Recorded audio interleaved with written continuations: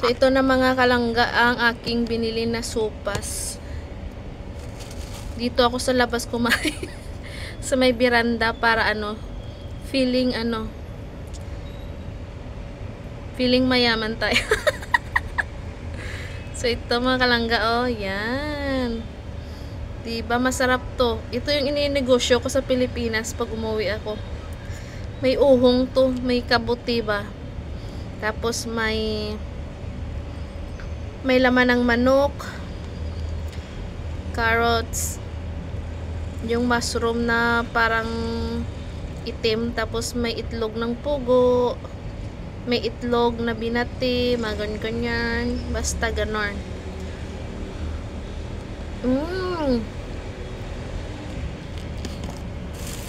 Tapos mga kalangga, oh, ang maliit na banh mi. Ito yung bagong banh mi dito. Bagong banh mi. Size pala ng banh mi nila na maliit.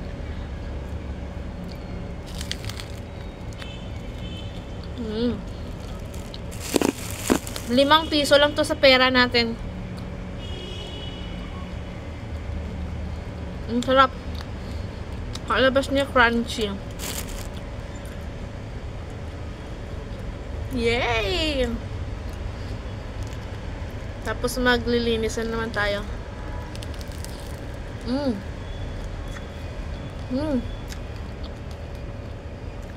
Hindi ko pulawa yun ah. Yun ah. Sopas. Sasabihin nyo, laway ko yun. Kasabihin nyo, yung laway ko tumulo. Ang sarap.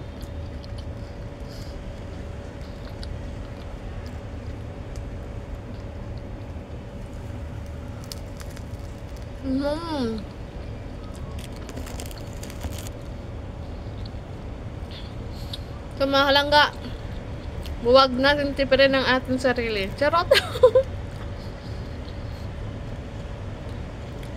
Kumain din kayo paminsan-minsan.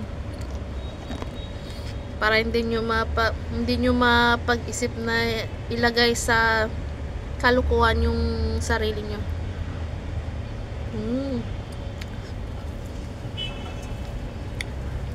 Kain.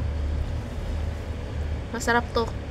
Pag pumunta kayo sa Vietnam, sa umaga or tanghali or gabi, meron silang tinitinda nito. Soup kwa ba yung tawag doon? Sausaw.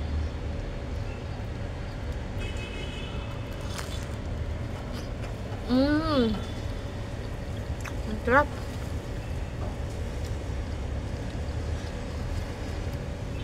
Maganda din to sa sa tiyan dahil mainit-init.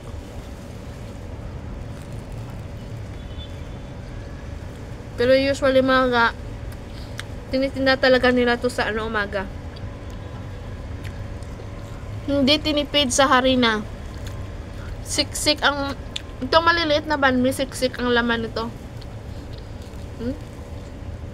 Only for 5 pesos sa pera natin. Masarap din to sa kape mga.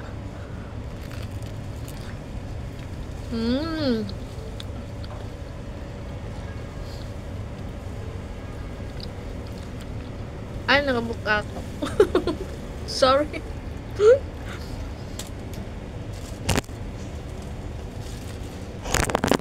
Patay, nahulog ka. Ay, lumutang na siya. Oh, yan, natuloy.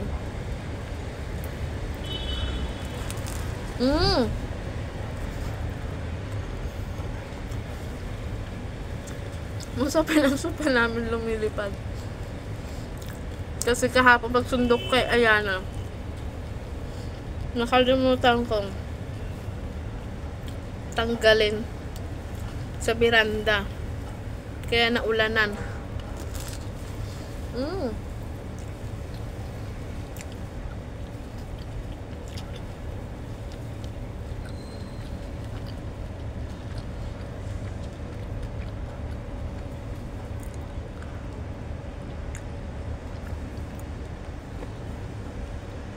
Masarap to itinda talaga sa umaga.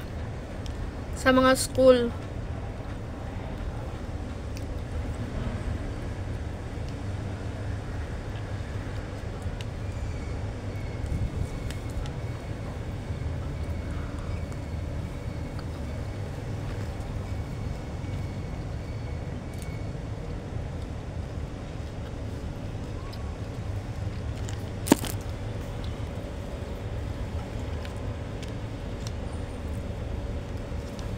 Apat pala na itlog mga kalangga. So, 30 pesos lang to. May uhong.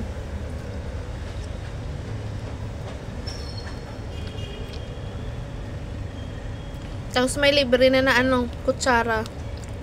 Kaya kahit saan ka kumain, pwede.